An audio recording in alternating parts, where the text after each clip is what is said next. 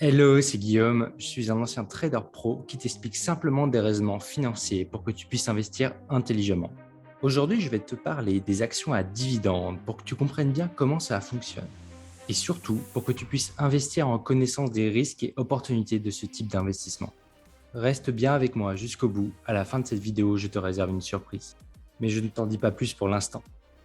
Allez, c'est parti. Action à dividende, ce que c'est concrètement. Comme tu le sais sûrement déjà, une action est une part de l'entreprise. Et lorsque cette entreprise fait des bénéfices, donc après avoir payé toutes ses charges, versé les salaires et primes à ses employés et réglé toutes ses dépenses, alors elle peut choisir de verser une partie de l'argent qu'elle a gagné sous forme de dividendes à ceux qui ont acheté et possèdent des actions de son entreprise pour rémunérer le risque que les investisseurs prennent en investissant leur argent dans cette entreprise. Les dividendes peuvent être versés à des fréquences différentes, une fois par an, une fois par semestre. La plupart les versent une fois par trimestre.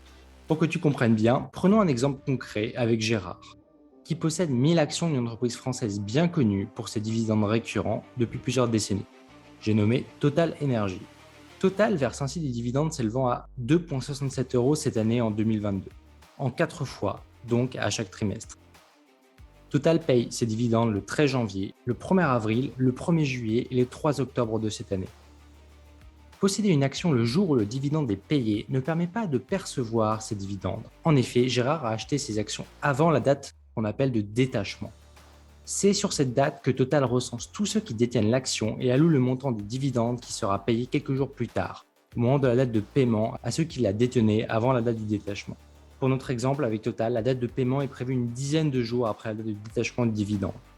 Ces dates sont déterminées aux assemblées générales par le vote des actionnaires. Donc, en achetant l'action avant la date de détachement, le détenteur s'assure qu'à la date de paiement, il recevra son dividende. On appelle cette date date de détachement du dividende car c'est le jour où le montant des dividendes est retiré du prix. Car c'est de l'argent qui sort de l'entreprise vers l'actionnaire.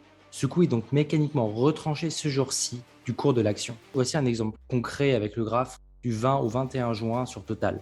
On observe ce retranchement de 66 centimes qui est le montant du dividende versé quelques jours plus tard à la date de paiement. D'où l'importance de suivre un calendrier financier quand on investit pour savoir quand tombent ces dates, voire un fichier Google Sheet, mais on verra ça à la fin.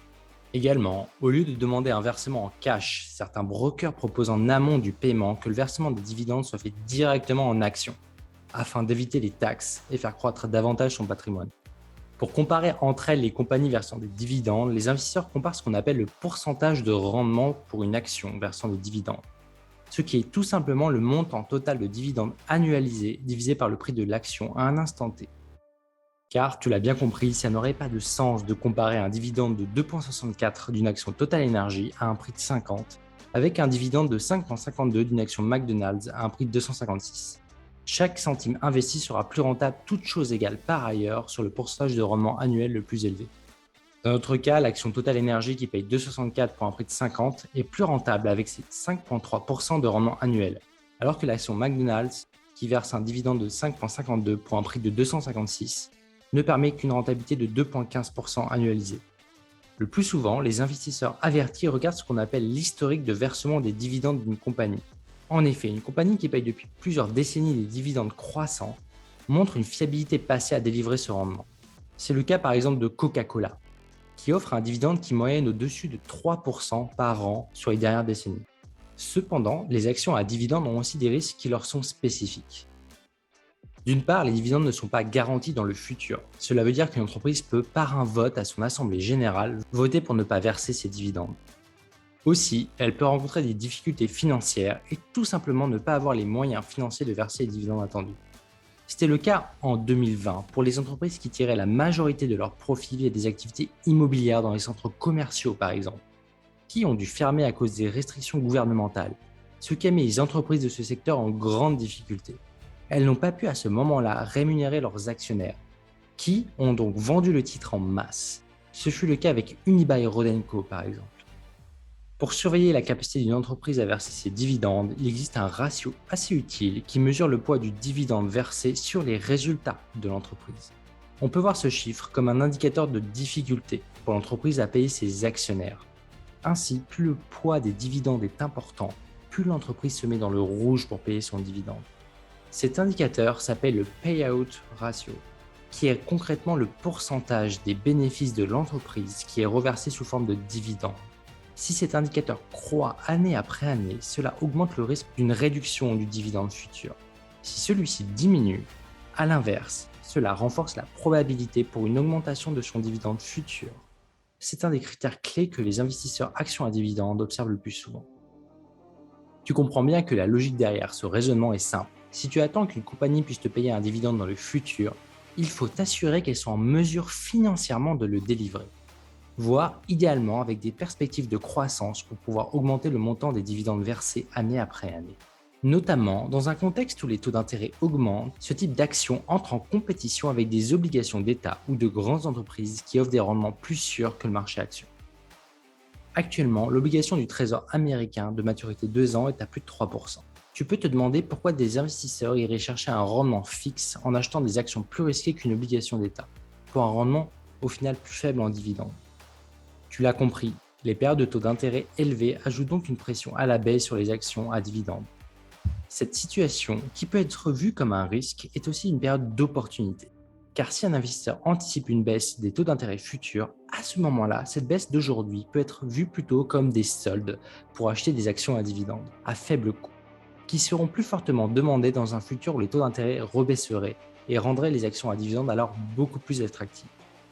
L'avantage avec les actions à dividendes, c'est qu'elles présentent un modèle financier qui est plutôt simple pour les investisseurs. Un achat d'un titre équivaut à un flux de cash entrant futur. Ainsi, les investisseurs d'actions à dividendes touchent régulièrement le fruit de leurs investissements petit à petit. Et à la longue, cela peut vraiment devenir addictif.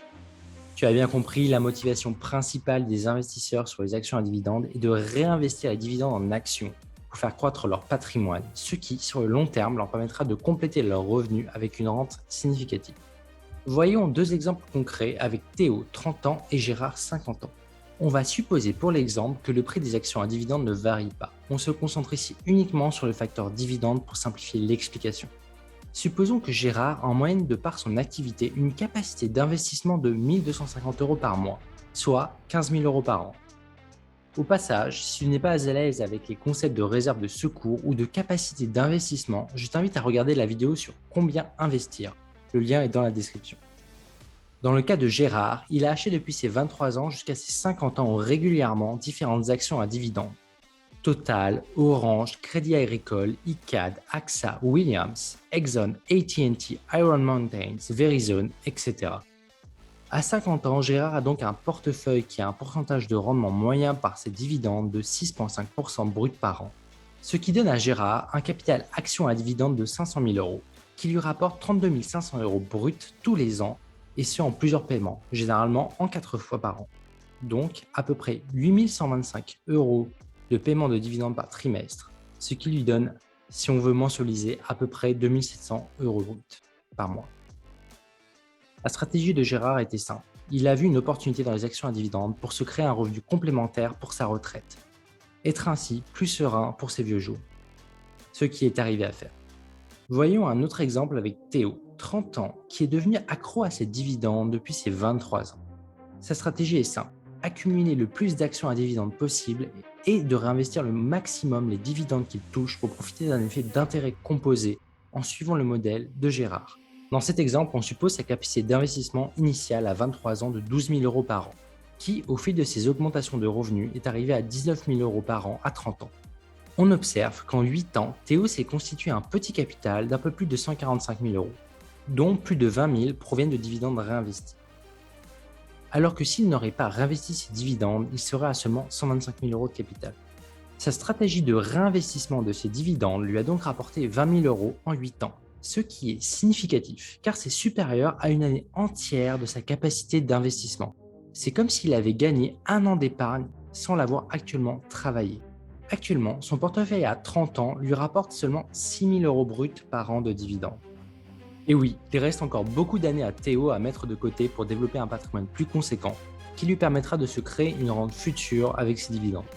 Ainsi, si Théo continue rigoureusement à investir ses dividendes et à maintenir la tendance de sa capacité d'investissement actuelle, il atteindrait un capital action de 944 000 € à 47 ans, avec un montant moyen de dividendes annualisé de 47 000 € bruts, soit à peu près 4 versements de dividendes par an d'un montant de 11 750 €, soit en moyennant par mois une rente mensuelle potentielle d'un peu plus de 3 900 € brut.